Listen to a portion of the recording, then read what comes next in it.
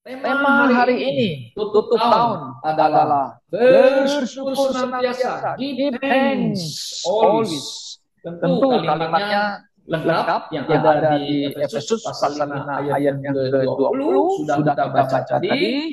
Ucaplah syukur senantiasa atas segala sesuatu dalam nama Tuhan. Perhatikan Perhatikan kalimat. kalimatnya. Kita Yesus Kristus kepada Allah dan Bapa kita. Saudara-saudara yang saya kasih dalam Tuhan Yesus, tak terasa kita sudah di penghujung tahun 2024 dan beberapa hari lagi kita akan masuk ke dalam tahun 2025. Apa yang akan terjadi di depan saya tidak tahu. Tetapi yang telah terjadi di tahun yang lalu, kita melihat banyak yang terjadi dalam hidup kita masing-masing, ya kan? Setiap kita memiliki perjalanan hidup yang berbeda-beda, di mana kita mengalami, ya mungkin ada yang mengalami duka cita, ada yang mengalami sukacita, juga ada yang mengalami perjalanan yang sulit dan sebagainya. Tapi satu hal yang kita tidak lupakan, bahwa Tuhan yang kita percaya, Tuhan yang kita sembahkan, Tuhan yang kita imani adalah Allah yang penuh kasih, kan, betul? Allah yang selalu menyertai anak-anaknya, yes, harus kita mengatakan amin, saudara-saudara. Nah, oleh sebab itulah kenapa kita ingin mengucap syukur, thank you atau give thanks kepada Tuhan Allah. Kenapa Anda mengucap syukur? Karena kita menyadari, karena Tuhan yang kita sembah adalah Allah yang hidup, kan gitu. Allah yang tahu keadaan kita, Dia yang menyertai kita, saudara-saudara. Nah, karena itu Paulus, ya, Rasul Paulus mengingatkan orang percaya dimanapun mereka berada, kan? Tentu ini surat ditulis kepada Efesus. Kalau saudara melihat kata syukur itu, ya, bukan hanya di Efesus saja, tapi juga ada di Tesalonika 1:5-18. Nah, saudara bisa kembali membaca. Ya, coba saudara perhatikan di 1 Tesalonika, ya, pasal yang kelima, ayat yang ke-18 ada. Paulus juga di sini mengatakan kepada orang Tesalonika, ya, ayat yang ke-18 daripada 1 Tesalonika, ya, pasal 5 ayat 18, mengucap syukurlah dalam segala hal, sebab itulah yang dikehendaki Allah. Nah, saudara perhatikan, di dalam Kristus Yesus bagi kamu. Dan ada lagi Paulus mengatakan mengucap syukur di dalam surat Kolose. Nah, mari kita lihat lagi di surat Kolose, ya. Nah, oke, Efesus, kemudian Kolose pasal yang ketiga ayat yang ke-16. Nah, bunyinya juga hampir sama gitu loh. Yang ayat 16 kan mengatakan demikian, ya. Oke. Ya. Nah, di sini kalimat terakhir sebenarnya. Oke, kita baca lengkap. Hendaklah perkataan Kristus diam dengan segala kekayaannya di antara kamu, sehingga kamu dengan segala hikmat mengajar, menegur seorang akan yang lain, dan sambil menyanyikan mazmur dan puji-pujian dalam nyanyian rohani, kamu mengucap syukur kepada Allah di dalam hatimu. Puji Tuhan. Ya, Rasul Paulus ini, ya, ingin menasihati orang-orang Kristen dimanapun Anda berada.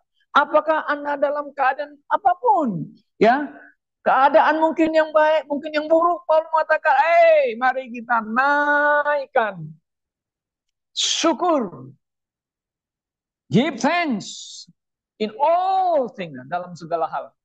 Dalam segala hal harus di dalam Tuhan, di dalam Tuhan. Nah, saudara-saudara yang kasih dalam Tuhan Yesus, orang-orang dunia, orang-orang yang beragama, mereka pun tahu itu, kata harus selalu, katanya, dalam hidup kita selalu bersyukur, ya. Betul nggak? Kalau saudara dengar lihat, orang Orang Buddha juga pintar, ya memang harus bersyukur kepada Tien. Nah, dia bisa panggil Tien. Nah, tapi saudara dan saya beda syukurnya. Kenapa? Syukur kita ada di dalam nama siapa? Yesus Kristus. Itu bedanya di situ. Letaknya rahasia kebenaran. Kenapa? Itu yang dikehendaki Allah. Orang dunia bolehlah. Dia bilang kamsya lah. Ya kan? Syukur-syukur kepada Tuhannya masing-masing ya. Mereka punya Tuhan masing-masing lah. Nah, berarti mereka itu juga tahu berterima kasih kepada yang maha besar, maha esa. Nah, orang Kristen harus lebih memahami. Kenapa you bersyukur? Oh Pak Pendeta, saya dalam duka cita bagaimana syukur ya? Ya semua orang pasti akan mengalami duka cita. Ya kekasih yang kita sayangi mungkin satu-satu akan pergi. Anda berduka cita nggak? Yes, tapi ada syukur nggak dalam hati? Pasti ada. Ada kan? Kenapa? Karena kita memiliki pengharapan kan? Kita bukan orang yang berpengharapan di dunia ini. Hanya lihat di bawah melulu. Kalau kita lihat ke depan dan kepada Tuhan kan? Itu kan? Bertengah atau look up. Ya, kita melihat ke depan, ke atas. Ya, kalau Anda selalu melihat ke bawah, nah makanya orang Tionghoa punya karakter huruf Chinese. Hoki, fu kan fu ya, ada su. Di rumah-rumah orang suka pakai fu gitu loh. Saudara tahu nggak kalau yang tidak percaya itu huruf fu itu dia dibalik, balik. Tahu balik nggak? Hurufnya diputar balik. Kenapa? Karena fu-nya itu berasal dari dunia yang hanya temporary, yang sementara, yang semu kita bilang, ya kan? Nah, fu kita harus look upon him, memandang dia. Itu fu yang benar. Nah, maka kita bilang, kan syatu. Nah, thank you God, praise you Lord. Kita, nah, saudara-saudara yang kasih dalam Tuhan Yesus. Nah, mari kita lihat, saudara-saudara, di dalam Alkitab, mari kita belajar dari orang-orang yang ditulis di Alkitab, mereka yang mengucap syukur kepada Allah yang hidup dan yang benar. Ya, nah, mari kita belajar. Ada beberapa tokoh yang saya angkat di dalam perjanjian lama. Kita mulai dulu dengan Hana. Hana, dia mandul. Tapi dia tiap tahun, dia pergi ke tabernakel. Dulu belum ada bait suci. Tahu bait suci? Bait suci itu artinya gedung yang permanen, yang dibikin dari batu dan sebagainya. Ini tabernakel ini kayak tenda yang dibangun oleh Musa. Nah, dia selalu pergi ke tabernakel. Di sana ada Eli dan anak-anaknya melayani ya. Hana, suaminya bawa Hana dan istri ada madunya juga ya. Hana, dia pergi ke sana, dia menangis dan berdoa, oh Tuhan, aku minta supaya kalau boleh aku hamil dan punya anak. Si Eli bilang, lu kenapa mabuknya? Dia kira dia berdoa mabuk. Eli salah perspektif, salah menilai. Hana, mana? Dia bukan mabuk karena dia berdoa sambil nangis. Saudara-saudara, dikirain mabuk. Biasanya kalau orang pergi ke bait suci atau tabernakel, masa berdoa sambil nangis? Kan enggak kan? Kalau ini nangis kenapa? Karena dia bersusah hati. Dia mau supaya punya anak. Tuhan jawab. 4 tahun kemudian dia hamil dan dia punya anak. Lahir seorang anak. Nah, kasih namanya Samuel. Tetapi dia mau kamsya. Dia mau bersyukur. Mau bersyukur kepada Tuhan yang telah mendengarkan doanya. Dan dia bawa anaknya itu sudah lepas susu. Nah, kita bilang, lepas susu itu umur berapa ya? Kalau di kita umur, ada yang lepas susu 2 tahun. 2 tahun. Ya kan? Di zaman dulu, saya masih ingat. Teman-teman saya sudah gede-gede, sudah mau 3-4 tahun kok masih minum susu mamanya, sebenarnya sudah nggak punya susu di kampung itu. Nah, itu lepas susu istilahnya. Nah, berarti dia sudah bisa berjalan, sudah bisa ngomong dan sebagainya. Samuel diajak, dibawa pergi ke tabernakel. Dia bilang, Tuhan, ini anak yang saya dapat dari Tuhan, saya mau kembalikan kepada Tuhan. Waduh. Wah, si Hana itu. Tuhan kasih, saya balikin. Maka itu kata bahasa Indonesia kan bagus ya. Terima kasih. Saya suka. Terima kasih. Dia terima anak. Dan sekarang dia kasih anaknya kepada Tuhan. This is a very good attitude dalam hati kita. How we give thanks to God. Kan begitu kan. Nah, dia balikin anaknya. Supaya anaknya itu dikasih Tuhan, melayani Tuhan. Waduh, banyak pendeta itu kan memakai kisahnya Samuel itu menentang Jumatnya. Kasih anakmu kepada Tuhan supaya melayani Tuhan. Saudara yang saya kasih dalam Tuhan. Dan Tuhan kasih anak lagi kepada Hana. Hebat nggak? Luar biasa. Nah, kita bisa melihat ekspresi Hana kepada Tuhan. Kalau saudara membaca itu 1 Samuel pasal 2. Dia berdoa katanya, hatiku bersuka cita karena Tuhan, Yehova katanya. Tanduk kekuatanku ditinggi oleh Tuhan. Mulutku mencomokkan musuhku. Sebab aku bersuka cita karena pertolonganmu Tuhan. Pujian Hana ini sungguh penuh dengan sukacita dan hati yang syukur kepada Tuhan Allah. Nah, itu Hana. Nah, kemudian kita lihat lagi satu tokoh ya, yang terkenal. Kita mengatakan dia adalah Daud. Siapa Daud? Dari 7 saudara, dia paling bontot, paling kecil, dan dia dipilih oleh Samuel, Nabi Samuel, untuk diangkat menjadi raja. Tadi kan ya abang-abangnya satu persatu kan jalan, gagah perkasa. Wah, ini mungkin tuh pilihan Tuhan, karena dia badannya kekar, kayak orang pernah nge-gym itu ya, kan? Ini pasti pilihan. Tuhan bilang, diskusi, no. 2, ini juga pasti. No. Sampai ketiga, no. Mana yang lain? Tinggal sisa 1, paling bontot. Waduh, panggil dia pulang. Nah, sekali dia pulang, dia akan mengembalakan. Alkitab menulis pipinya kemerah-merahan. Pipinya kemerah-merahan ya. Padahal kan yang gembala kan di padang gurun kan terik matahari, tapi pipinya kemerah-merahan. Tuhan bilang, ini anak yang kupilih, Daud, menjadi pengganti Saul. Saudara, apa yang kita bisa pelajari dia? Nah, setelah dia raja, dia bilang, Tuhan, aku ini tidak ada apa-apanya. Seorang gembala menjadi raja yang terkenal. Dan raja yang mempersatukan umat Israel 12 suku itu. Itu Daud. Ya, Daud disebut hati orang yang dicintai oleh Tuhan ya. The heart of the God ya. Daud. Nah, kalau saudara melihat kehidupan Daud ya, dia mau dibunuh oleh Saul, dikejar-kejar, tapi Tuhan menolong dia kan. Dikejar-kejar, Tuhan menolong dia kan. Dikejar-kejar lagi sampai Tuhan menolong dia, melepaskan Daud dari Saul. Nah, akhirnya dia diraja, jadi terkenal. Sebelum meninggal, maka dia bikin apa? Mazmur kan. Maka kita bilang kitab Mazmur. Maka kitab Mazmur penuh dengan pujian dan syukur. Saudara. Syukur Tuhan telah memilih dia. Dan Tuhan dalam kehidupannya membantu dia. Ya, banyak yang Tuhan lakukan kan. Kau lihat aja si raksasa aja bisa tumbang. Betul nggak?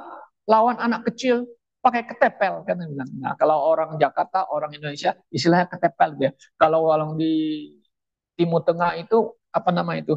Bukan ketepel itu. Ya, di ujungnya tali itu dikasih batu, diputar-putar, dilempar pas untuk. Nah, beda kena kepalanya si Goliat, mati tumbang, luar biasa, saudara ya. Oke. Nah, saudara, jadi kita lihat di dalam Mazmur aja, saudara bisa baca lah. Salah satu kita pasal-pasalnya pasti ada itu pujian dan syukur itu. Nah, yang terkenal itu saudara bisa lihat di pasal 10 103 itu saudara bisa baca itu. Penuh dengan pujian dan syukur kepada Tuhan yang Maha Besar. Oke. Kemudian kita lihat lagi, saudara ya, Ayub. Nah, Ayub ini siapa? Ini Ayub ini, saudara-saudara, ya, dia menderita karena ulahnya si setan. Seizin daripada Tuhan. Dia menderita luar biasa. Sampai-sampai itu bininya ajak dia, kutuklah Tuhan, katanya. Kamu sudah jadi orang yang benar, orang yang baik-baik dan menyembah Tuhan. Kenapa kamu menderita begitu parah? Kutuklah Tuhan. Nah, si Ayub mengatakan, kamu gila, katanya sama istrinya kan. Saudara bisa baca sana di pasal yang pertama, ayat 21, dia mengatakan kalimat yang sangat indah. Nah, apa kalimat itu? Dengan telanjang aku keluar dari kandungan ibuku. Dengan telanjang juga aku kembali ke dalamnya. Nah, dia mengatakan gini, Tuhan yang memberi, Tuhan yang mengambil. Lalu ucapan syukurnya apa? Pujiannya apa? Terpujilah nama Tuhan. Ya? Dalam segala hal, Ayub tidak mengatakan kata-kata yang jelek kepada Tuhan. Tetapi teman-temannya semua datang. Ayub, kamu mau sok suci ya? Mau sok benar ya? Kamu ini pasti ada salahnya. Kamu pasti ada kelirunya. Makanya kamu menderita. Ayub hanya diam-diam, hanya ngomong, kata saya tidak buat apa-apa, saya tidak belum melakukan sesuatu. Tapi dituduh oleh teman-temannya. Nah, saudaraku, inilah kita sebagai manusia. Kadang-kadang kita bisa salah nilai orang. Kalau dia menderita, pasti ini hukuman. Enggak juga. Kadang-kadang ada hukuman yang Tuhan berikan, yes kita berikan. Itu adalah hukuman Tuhan. Nah, kemarin tanggal 24 Desember, 25 Desember ya, tsunami menghantam Aceh ya. 25, 26 saya. Kalau nggak salah 26 ya. 26. Ya, 26 itu pas itu sudah mau Natal. Natal saya pergi khotbah ke Mogot, saya nyetir. Saya kan selalu dengar radio ya, di radio. Ada gempa bumi besar di Aceh, 8, sekian. Wah, ini pasti ngeri benar nih. Nah, setelah itu saya habis khotbah. Terus sorenya kita satu keluarga pergi ke Pulau Seribu itu, namanya pulau apa ya? Pulau Matahari ya. Oke, Pulau Matahari. Baru kita dengar berita lagi. Waduh, itu airnya. Kita bilang jangan-jangan sampai di Pulau Seribu ini kita tenggelam juga gitu ya. Nah, saudara-saudaraku, banyak komentar orang. Wah, ini pasti hukuman Tuhan dan sebagainya, sebagainya. Bisa benar atau tidak benar? Ada benarnya juga. Ya kan, karena banyak cerita kita orang Kristen itu diperlakukan nggak benar di Aceh. Ya kan? Diperlakukan mereka mau kebaktian, mau Natal pun diperlakukan nggak benar. Oke, ada hal-hal yang Tuhan lakukan itu ya hukuman Tuhan. Yes, kita mengerti. Tapi tidak selalu ya. Orang kalau menderita, orang Kristen menderita, pulang nggak juga. Tapi kadang-kadang itu adalah hajaran Tuhan karena kasih Tuhan. Yes, kita mengatakan. Tapi juga karena ulah kita sendiri, perbuatan kita sendiri. Ya, nah, kita harus menyadarinya. Kalau itu perbuatan kita, harus kembali kepada Tuhan. Kita kembali, mohon Tuhan mengampuni kita. Oke, Ayub akhirnya apa, saudara? Dia tidak mengatakan hal yang buruk kepada Tuhan.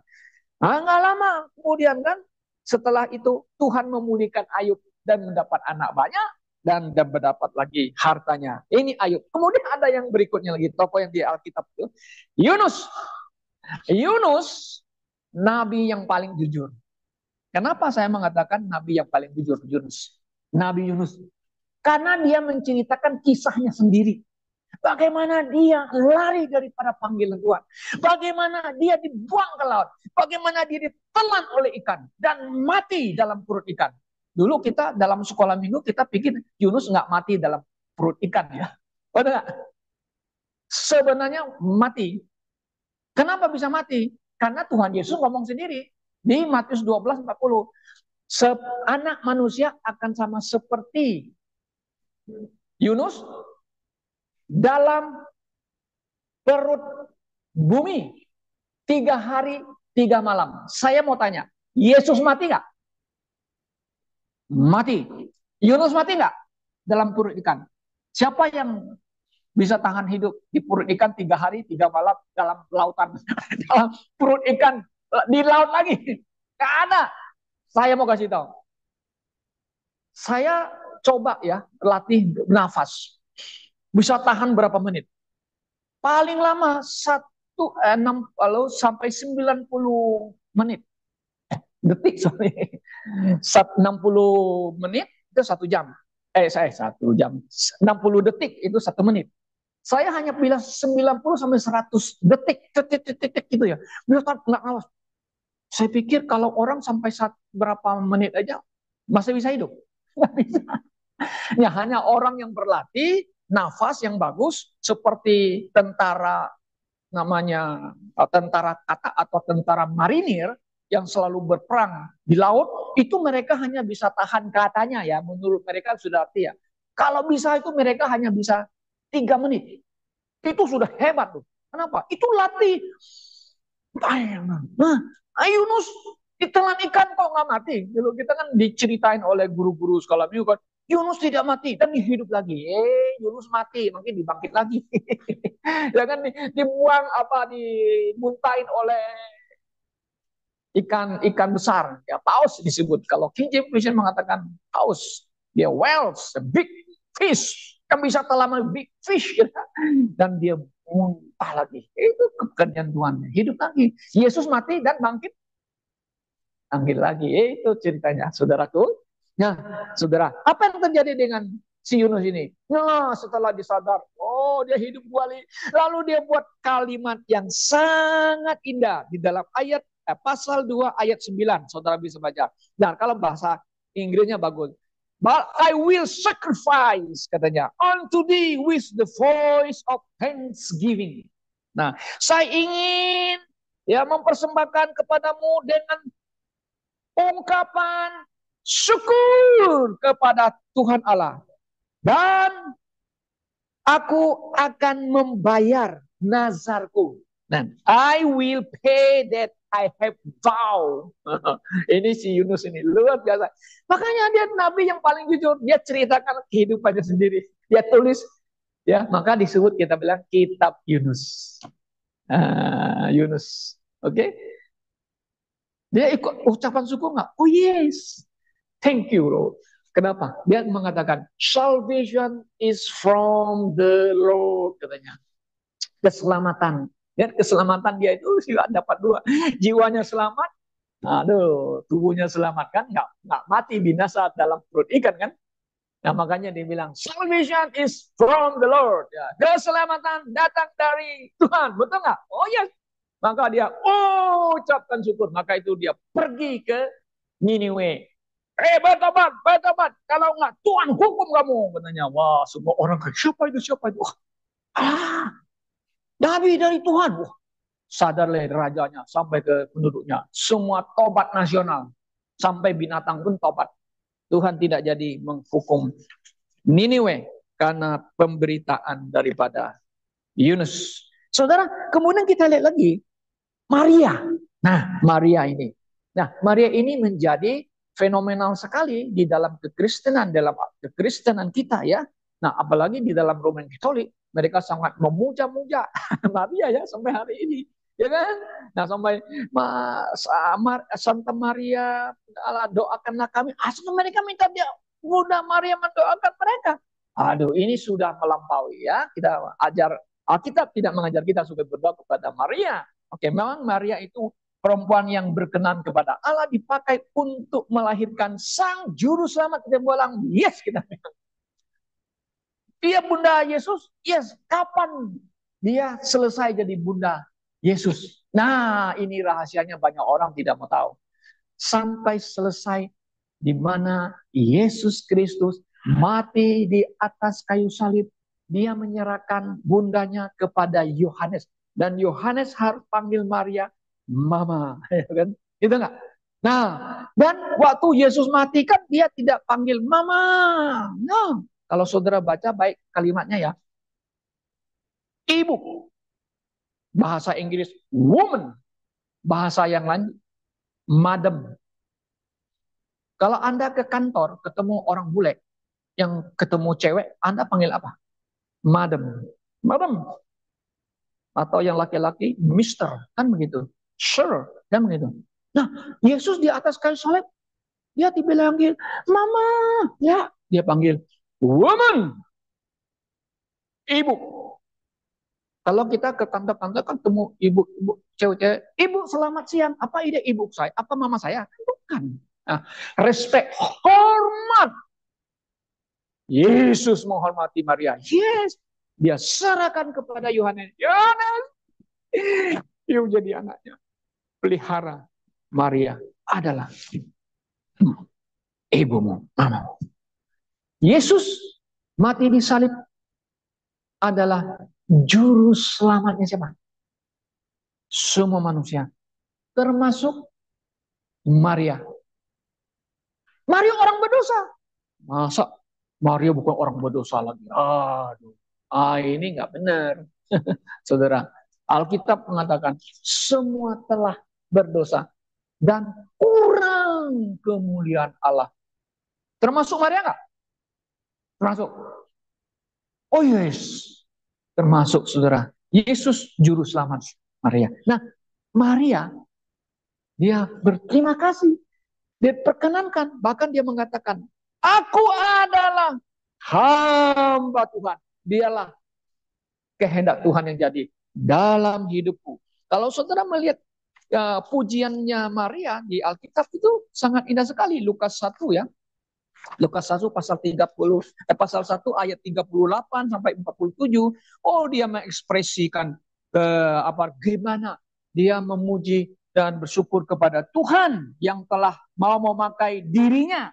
Ya, maka itu Maria mengatakan, jiwaku memuliakan Tuhan dan hatiku bergembira karena Allah juru selamatku. Ya kan? Allah juru selamat. Saya mau tanya, Yesus Allah nggak? Yesus Allah nggak? Yes. Karena Yesus yang dilahirkan, yang kandung itu anak Allah. Kata anak Allah itu orang Yahudi sudah ngerti. Kan? Yesus bilang, aku anak Allah. Kamu mau hujat Allah. Kamu mau nyamai Allah ya? Kamu makanya mereka menghukum Yesus. Yesus Allah nggak? Yes. Firman yang telah menjadi manusia. Firman itu adalah Allah. Nah, makanya banyak orang nggak percaya Yesus itu Allah. Itu adalah Kristen bidat. Kristen yang tidak percaya Yesus adalah Allah. Itu bidat kita mengatakan. Yesus manusia, tapi menjadi Allah. Itu pembohongan. Itu penipuan yang dilontarkan oleh si setan. Yang memakai si ular itu bicara ngomong sama si Hawa itu. Kamu makan, kamu akan menjadi apa? Sama seperti Allah. Penipuan. Kita bilang Yesus sebelum jadi manusia adalah Allah. Juru selamat. Ada pendeta besar lagi. Yesus bukan juru selamat. Yang jadi juru selamat itu Allah. Kadang-kadang ngomongnya gimana ya? Yesus Allah. Gitu loh. Kau nggak percaya Yesus? Yesus itu juru selamat, maka jadi manusia supaya bisa mati, menebus dosa manusia. Allah itu tidak bisa mati. Nggak bisa. Yesus yang mati. Yesus kan manusia. Tapi keilahiannya tidak mati. Karena dia adalah Allah. Oke. Nah, kita sudah. Kemudian kita masuk lagi ke bagian yang lain. Kita lihat dalam cerita, Yesus menyembuhkan orang-orang yang sakit. Nah, Yesus menyembuhkan ada 10 orang sakit yang Tuhan Yesus ketemukan tidak jauh dari daerah Samaria di sana ya. Oke. Nah, ini ke 10 orang sakit kusta ini kan dibuang oleh keluarganya ya. Jadi mereka ada namanya perkumpulan orang sakit kusta di satu daerah. Nah, kalau saya punya family ada sakit, saya istilah tanda kutip itu diusir, dibuang ke sana. Kalau saya mau kasih mereka makan, saya bawa makanan, lalu saya taruh di satu tempat yang sudah ditentukan. Lalu setelah taruh tempat, saya pergi lari-lari cepat, nggak usah ketemu mereka. Nanti saya tuh kalau kena jadi najis, katanya, kena orang yang sekutu najis kan. Nah, Yesus lewat daerah itu. 10 kusta itu yang sakit itu datang. Yesus, tolong kami. Sembuhkanlah kami, Yesus. Lalu Yesus mengatakan, pergilah, perlihatkanlah kepada imam-imam dan berkasihlah persembahan sesuai dengan hukum Musa. 10 orang ini dengan perkataan Tuhan Yesus, setelah mereka lihat dirinya, tanganku, tubuhku, kok nggak ada putih-putih lagi, bersih, wah, mereka lari-lari pergi mau ke Yerusalem, ke Bait Suci, mau diperiksa, mau diumumkan supaya imam-imam atau nabi imam-imam di sana supaya mengumumkan saya sudah sembuh. Ya lari-lari. Setelah lari-lari setengah jalan, salah satu, saya telah sembuh. Dia sembuhkan saya. Yesus, dia balik. Dia balik. Dia milik. Dia sujud. Thank you Lord. Thank you Jesus. Thank you Tuhan. Saya telah sembuh. Wah, yang 9 tidak kembali. Mereka terus pergi ke sana. Sampai ke sana. Demo utamakan. Tapi orang ini balik kepada Yesus. Dia tahu berterima kasih. Dia tahu dia sembuhkan oleh Yesus Kristus. Maka dia datang. Thank you Lord Jesus Christ. Ini orang yang berbahagia. Maka pergilah, imanmu telah menyelamatkan kamu kan. Ini siapa orangnya? Dia bukan orang Yahudi. Dia orang Samaria. Yang Yahudi itu, yang 9 itu, memang mereka sudah pergi ke sana sesuai dengan perintah Tuhan Yesus. Tapi mereka nggak kembali kepada Yesus. Kamsya dulu. Thank you Lord. Ya, thank you Lord. Saudaraku, makanya kita lihat apa Paulus mengajarkan. You thank you, you syukur karena di dalam nama Yesus. Ya, di dalam nama itu yang berkenan kepada Allah Bapa. Ya, nah kita belajar lagi saudara. Lihat Yesus dalam pelayanannya ada beberapa kita lihat dia mengucap syukur kepada Allah Bapa. Sekarang saya mau tanya, ada orang bertanya, kenapa Yesus berdoa kalau dia Tuhan? Kalau Yesus berdoa kenapa dia berdoa kalau Yesus itu Allah? Kenapa dia bersyukur kepada Allah kalau dia itu Allah? Berarti Yesus bukan Allah dong. Kenapa dia berdoa? Kenapa dia bersyukur? Saudaraku, Allah menjadi manusia.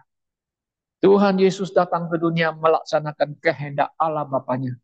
Dalam segala pelayanan, dalam tugas-tugasnya di dalam bumi ini, dia selalu berdoa kepada Bapa supaya melakukan kehendak Bapa. Dan dia mengucap syukur kepada Allah Bapa. Dia mengajar kita. Nah, dia mengajar kita how to pray. Bagaimana kita berdoa.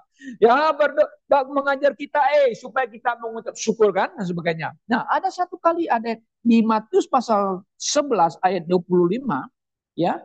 Coba kita lihat ada satu kalimat kata yang Yesus mengucap syukur itu kepada Allah yang mengenai rahasia ya. Coba kita lihat di Matius pasal yang ke-11 ayat yang ke-25 demikian bunyi firman Tuhan ya.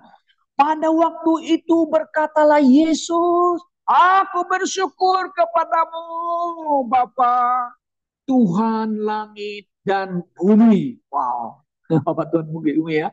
Karena semuanya itu engkau sembunyikan bagi orang bijak dan orang pandai. Tetapi engkau nyatakan kepada orang kecil. Apa itu yang Tuhan Allah Bapa sembunyikan? Saudara, ya. Apa itu ya saudara-saudara ya? Oke, mari kita lihat Matius 13 ayat 11. Nah, Anda akan menemukan rahasia ini. Matius 13 ayat 11. Coba kita lihat. Oke. Nah, mari kita lihat. Jawab Yesus kepadamu, diberikan karunia untuk mengetahui rahasia kerajaan surga. Tetapi kepada mereka, no, tidak. Itu rahasianya. Saudara, puji Tuhan. Karena hal-hal spiritual sulit difahami oleh orang-orang dunia ini. Orang-orang yang tidak selamat sukar untuk menerima kebenaran-kebenaran firman Tuhan Alkitab. Ya kan begitu? Terkecuali kalau mereka datang kepada Tuhan Yesus bertobat, kan? Tuhan akan membuka pikiran hati mereka dan mereka akan tahu kebenaran. Nah, karena itulah mereka murid-murid diberikan rahasia dibuka kerajaan surga. Maka mereka 3 tahun dididik oleh Yesus. Dididik masih belum mengerti. Banyak belum mengerti. Nah, setelah Yesus mati, Yesus bangkit, baru mereka terbuka. Oh, sesuai dengan apa yang ditulis lagi tentang Tuhan Yesus. Nah, kerajaan surga. Kerajaan Allah dan kerajaan surga. Nah, saudaraku yang saya kasih dalam Tuhan. Yesus bersyukur katanya. Kalau dikasih kepada orang pintar-pintar, orang akan pintar-pintar. Nah, kalau ditahu mereka pintar, justru mereka tidak memuliakan Yesus, memuliakan Allah. Justru mereka tuh mau mencuri kemuliaan Allah. Orang-orang pintar, orang bijak, filosofi, filsuf. Justru mereka mencari kemuliaan Tuhan, bukan memuliakan Allah sendiri atau Tuhan Yesus sendiri. Nah, kemudian kita lihat lagi mengenai Paulus. Nah, Paulus ini adalah orang Farisi, ahli Taurat. Ahli Taurat itu berarti orang yang benar-benar ngerti hukum Taurat dengan baik, tapi dia benci orang yang menjadi pengikut Yesus. Kan begitu. Dia mau dapatkan surat sah untuk menangkap orang yang mengikut Yesus. Kan begitu. Oh, sudah dapat surat, dia pergi mau ke Suriah. Nah, sekarang Suriah kan habis-habisan ya perangnya. Nah, zaman dulu kan masih ada itu, namanya ke Damaskus, kota ibu kotanya. Kalau mau ke sana, tangkap orang. Kemudian Yesus menampakkan diri kepada dia, kan? Saul namanya lama. Saulus, mengapa engkau menganiaya aku? Siapakah engkau Tuhan? Akulah yang engkau aniaya. Akulah Tuhan, akulah Yesus yang engkau aniaya. Oh, Yesus. Matanya buta. Oke, pergi ke jalan Gus. Di Damsik sana, pergi ke sana ya. Nanti apa yang akan aku katakan kepadamu, apa yang harus terjadi dengan engkau. Nah, sampai di sana kan Ananias kan? Yesus mengatakan, Ananias, pergi ke jalan itu, lurus itu ada seorang. Tumpangan tangannya. Namanya Saulus. Ah, Tuhan, Saulus itu orang jahat. No, dia alat pilihanku. Dia akan banyak menderita. Dia akan pergi menyaksikan namaku sampai ke istana, sampai ke kaisar. Dia alatku. Dia akan mendengar. Nah, baru Ananias sadar. Wah, dia pergi tumpangin tangan Saulus itu. Tiba-tiba matanya baru melek. Itu dia tidak bisa lihat selama 3 hari, 3 malam. 3 hari. Maka kadang-kadang 3 itu ada arti makna simbolis yang sangat dalam ya. 3 hari. Kemudian baru lihat. Ananias. Baru kenal. Oh, Ananias ini pengikut Yesus. Dan sebagainya. Nah, akhirnya Saulus ini menjadi Rasul Yesus Kristus. Dan pergi memberitakan Injil. Ya, dia mengatakan, aku orang yang paling berdosa. Aku yang paling berdosa dari semuanya. Tapi Yesus mengasihi dia, memanggil dia, mau menjadi alatnya untuk memberitakan Injil. Maka itu Paulus ini kemana? Beritakan Injil Yesus Kristus. Nah, dia menasihati orang-orang Kristen, termasuk yang ada di Efesus, yang ada di Tesalonika, yang ada di Kolose. Ucapkanlah syukur kepada Allah di dalam nama Yesus Kristus, kan gitu. Saudara yang saya kasih dalam Tuhan Yesus. Nah, kalau kita lihat dalam perjanjian lama, mereka tidak mengucap syukur dalam nama Yesus, kan? Mereka nggak ngerti apa Yesus.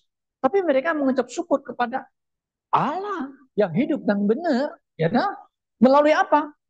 Melalui tindakan mereka. Kalau mereka mengucap syukur ya, pasti ada sesuatu yang mereka lakukan itu mempersembahkan sesuatu. Korban, mempersembahkan seperti Ayub membawa korban, ya. Seperti Hana membawa korban ke tabernakel.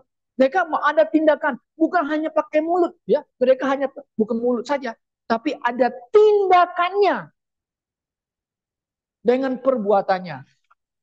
Ya, orang dunia pun begitu. Kalau dia mau syukur kepada Tuhan, lalu dia mengadakan apa? Tindakannya buat baik kepada orang miskin, ya, gitu kan? Membuat sesuatu kepada orang lain, mengadakan upacara syukur. Nah, biasa kan kadang-kadang kita kan ada namanya kalau pindah rumah, dapat anak baru, kalau ada anak nikah, ada namanya upacara syukuran, ya dah. Jangan orang Kristen kan begitu juga kan?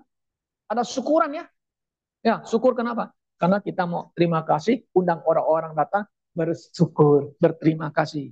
Nah, saudara yang saya kasih dalam Tuhan Yesus Kristus, Paulus mengatakan di dalam suratnya ya, mari kita lihat kembali ya, mari kita lihat kembali di dalam kita baca di 1 Tesalonika lah, yang tadi kan di Efesus, itu enggak? Sekarang kita lihat ada di 1 Tesalonika pasal yang ke-5 tadi, yang ayat yang ke-18. Nah, kita mengucap syukurlah dalam segala hal, sebab itulah yang dikehendaki Allah di dalam Kristus Yesus bagi kamu. Nah, ingat, syukuran kita ada dalam Tuhan Yesus kan, kepada Allah Bapa. Kalau yang di luar kan nggak ada. Nggak ada dalam Tuhan Yesus.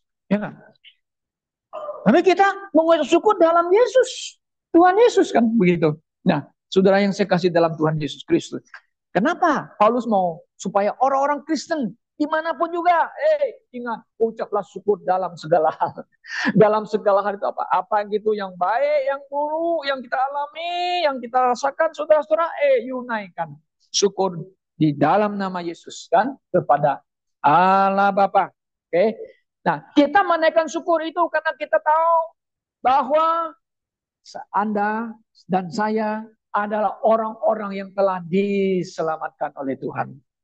Nah, oleh karena itulah yang paling utama dalam hidup kita, kita bersyukur bukan karena kita diberkati berlimpah-limpah secara materi ya. Kan? Kalau kita berlimpah-limpah masteri baru kita, hati kita berbunga-bunga, hati kita, baru kita syukur ya. Yang paling utama ya, kita mengucap syukur tentang apa? Keselamatan yang kita peroleh hanya melalui kasih karunia Allah. Itu. Nah, kalau saudara Aswin, kalau dia mau berdoa itu bagus ini. Thank you, terima kasih Tuhan Yesus atas keselamatan yang kami paham. Ya. Bersyukur atas keselamatan yang kita peroleh. Bagaimana kita peroleh keselamatan itu? Itu anugerah Tuhan, ya. The gift of God. Hadiah Allah kan? The gift of God. Sesuai dengan Efesus pasal 2 ayat 8 kan? Karena kasih karunia kamu diselamatkan, ya enggak? Kasih karunia. Tuh, coba kita balik ke Efesus pasal 2 ayat 8. Oke? Mari kita baca. Sebab karena kasih karunia, nah kasih karunia Allah itu, kasih karunia Allah itu, kamu diselamatkan oleh apa? Iman, melalui iman. Kemudian itu bukan hasil usahamu, tetapi pemberian Allah. Pemberian Allah itu the gift of God. Anda bersyukur apa? Keselamatan yang kita peroleh melalui Yesus, nama Yesus.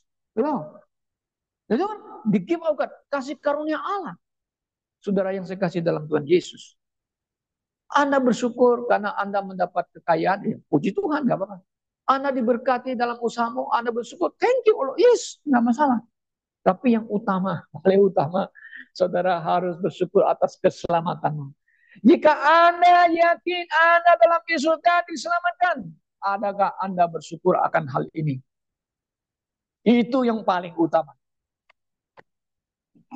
Keselamatan. Kenapa? Saya bersyukur atas keselamatan. Saya yakin pasti masuk surga. Kan begitu. Anda yakin masuk surga nggak? Kalau Anda tidak yakin masuk surga, itu sulit Anda hanya bersyukur. Anda hanya bersyukur tentang materi aja. Anda bersyukur atas keselamatan Anda. Kenapa? Tanpa Anda usaha, tanpa Anda buat sesuatu, tanpa Anda bayar dengan perak atau emas perak untuk mendapatkan. Enggak. hanya percaya. Hanya dengan iman. Percaya kepada siapa? Yesus Kristus yang telah lahir, kan? Yesus yang telah mati. Yesus yang telah bangkit kembali dari mati. Dan Yesus yang ada sekarang di surga. Dan dia akan kembali. Saudara, Yesus nanti akan kembali kepada siapa?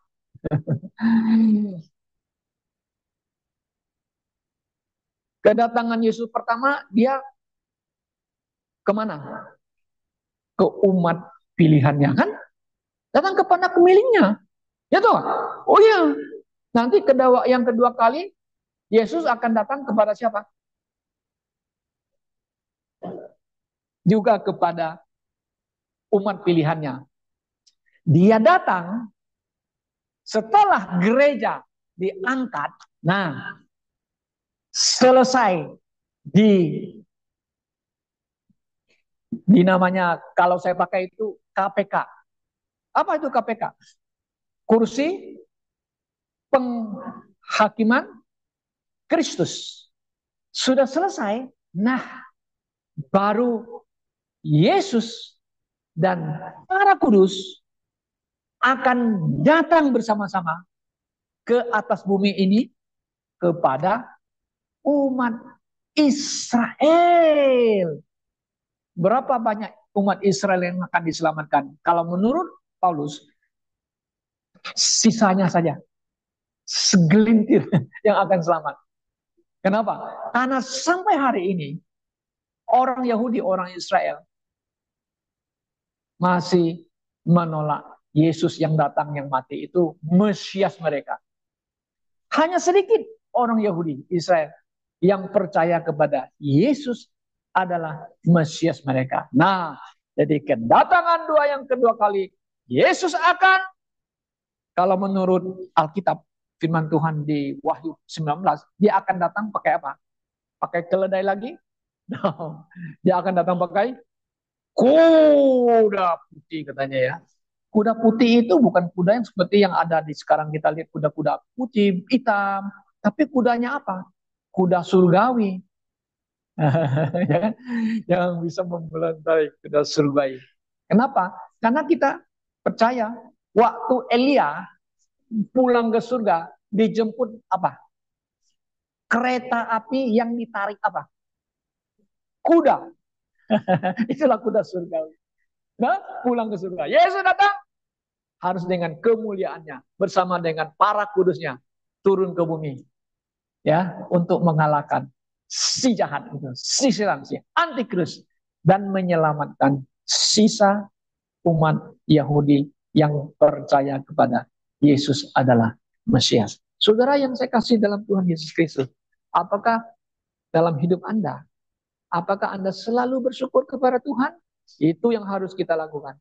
Harus selalu bersyukur dalam segala hal. Tapi yang utama, engkau harus bersyukur atas keselamatan yang Anda dapatkan. Anda yakin, percaya, mati masuk surga? Oh, itu yang kita harus syukur. Thank you Lord. Kalau satu hari kita kembali dipanggil Tuhan, kan, ketemu Tuhan, apa yang Anda ucap dulu ya? Ketemu Tuhan, kan? Thank you Lord. Thank you Lord. Nah, hanya kata-kata. Maka kita akan nyanyi pujian terakhir. Thank you Lord. Mari kita berdoa.